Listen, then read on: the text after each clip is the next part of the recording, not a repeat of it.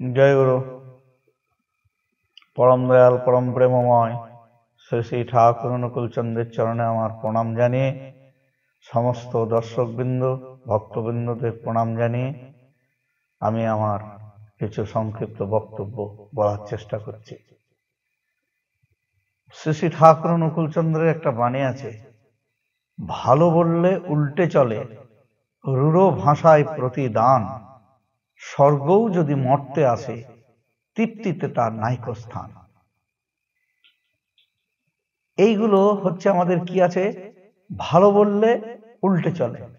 আপনি যদি তাকে খুব ভালো কথা বলেন, শুভ কথা বলেন, আপনি তাকে সে কিভাবে চলবে না চলবে ইত্যাদি ইত্যাদি, আপনি যদি বলেন বাবা তুমি যে নেশাগুলো খাচ্ছ বা আপনি নেশাগুলো খাচ্ছেন এগুলো কিন্তু ঠিক নয়, আপনাকে সে কি করবে, সে রূঢ় ভাষায় প্রতিদান করবে। আপনি ভালো করে বললেন, আপনি সেই আশ্রমেই থাকুন আর বাইরেই থাকুন আর যেখানেই থাকুন না কেন, আপনার যদি এই সমস্ত কথাবার্তাগুলো যদি আপনি তাকে বলেন তাহলে সে কি করবে, আপনার সঙ্গে ভালো খারাপ ব্যবহার করবে।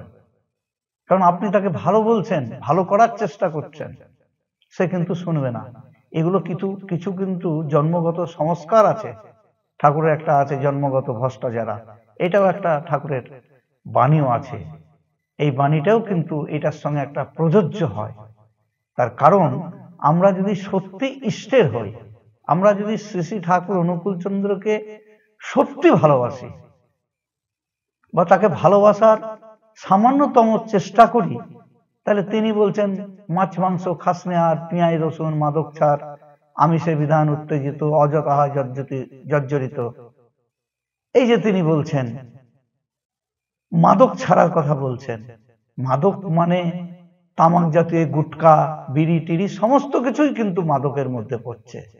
এগুলো না খাই ভালো, এগুলো ঠাকুর আমাদের খেতে বারণ করেছেন। তৎসত্ত্বেও আপনি যদি বলেন যে এগুলো তুমি কেন করছো বা আপনি কেন করছেন, সে কিন্তু আপনার কথাটা শুনবে না। সেই জন্য এগুলো শুনবে যদি সে প্রকৃতপক্ষে ঠাকুরের নীতিবিধানগুলো তার জীবনে যদি পরিপালন পরিপোষণ পরিরক্ষণ পরিবর্ধন করে চলার চেষ্টাটুকু করে, তাহলে দেখবেন অন্ততপক্ষে এই জিনিসগুলো সে করবে না, খারাপ কাজটা করতে পারবে না। তার কারণ তখন তাকে বাধার একটা সৃষ্টি হবে। কেন বাধার সৃষ্টি হবে না, ঠাকুর তার মাথায় আছে। তাহলে আপনারা প্রশ্ন করবেন যে ঠাকুরের যারা দীক্ষা নেয়নি বা দীক্ষা নিয়ে যারা চলছে বা চলার চেষ্টা করে তাদের মাথায় ঠাকুর নেই? ঠাকুর বাস্তবিক পক্ষে নাই। আমরা যদি ঠিক মতো যজন যাজন ইষ্টভীতিটা ঠিক মতন করি, কারণ এই ঠাকুর একটা বাণীর মাধ্যম দিয়েই বলছেন ইষ্টে চেতন ব্যক্তিত্বটা, মন্ত্রে চেতন মন, ইষ্টভীতে দীক্ষা চেতন, সেবায় চেতন ধন। আমরা যদি এইটুকু আমরা করার চেষ্টাটুকু করি, তাহলে কি হবে না, আমার মাথায় বা আমার এই মগজের মধ্যে সেই ঠাকুরের সেই চিন্তাগুলো আমার মধ্যে থাকবে। আমি যতই কাজ করি বা খারাপ কাজ করি, রেগে যাই, তখনও কিন্তু আমার একটা বিবেক বিবেচনা থাকবে। তখন দেখবেন আমি যদি কোনো নেশাগ্রস্ত হয়েও যদি আমি থাকি বা নেশা খাওয়ার চেষ্টাটুকু করি, তখন কিন্তু আমার একটা আঘাত লাগবে, না আমি এটা খাবো না, আমার ঠাকুর এটা আমার চাননি, আমি এটা কখনোই খেতে পারি না। দেখবেন আপনার বাধার সৃষ্টি হবে। এবং সব থেকে ভালো হচ্ছে কি, আপনি ইষ্টের কাজের সঙ্গে যুক্ত থাকেন। ইষ্টের কাজ মানে ধরেন আপনি আশ্রমে থাকুন আর বাড়িতে থাকুন, যেখানে থাকুন, আপনি ভাবছেন যে এই বাড়িটা আমার বা আমার সমস্ত কিছু আমার।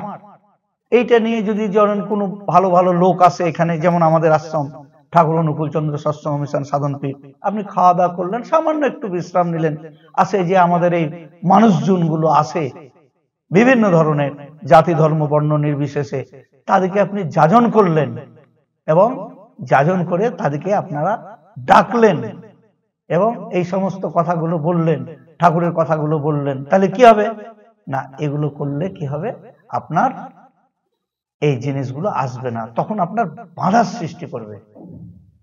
তাই ঠাকুর বলছেন ভালো বললে উল্টে চলে রূঢ় ভাষায় প্রতিদান স্বর্গও যদি মরতে আসে তৃপ্তিতে তার নাইকো স্থান। স্বর্গ মানে ভালো জিনিসটাও যদি তার হাতে আসে তার থাকবে না। কিন্তু এগুলো ঠাকুরের বলা থাকলেও যদি আমরা ঠিক মতো ঠাকুরের পথে চলার চেষ্টা করি তাহলে কিন্তু আমাদের এই জিনিসগুলো আসবে, ভালো হবে। জয় গুরু, আপনারা সকলে ভালো থাকবেন। এই বলে আমি আমার সংক্ষিপ্ত বক্তব্য শেষ করছি। জয় গুরু। বন্দে পুরুষোত্তমম, বন্দে পুরুষোত্তমম, বন্দে পুরুষোত্তমম। জয় গুরু।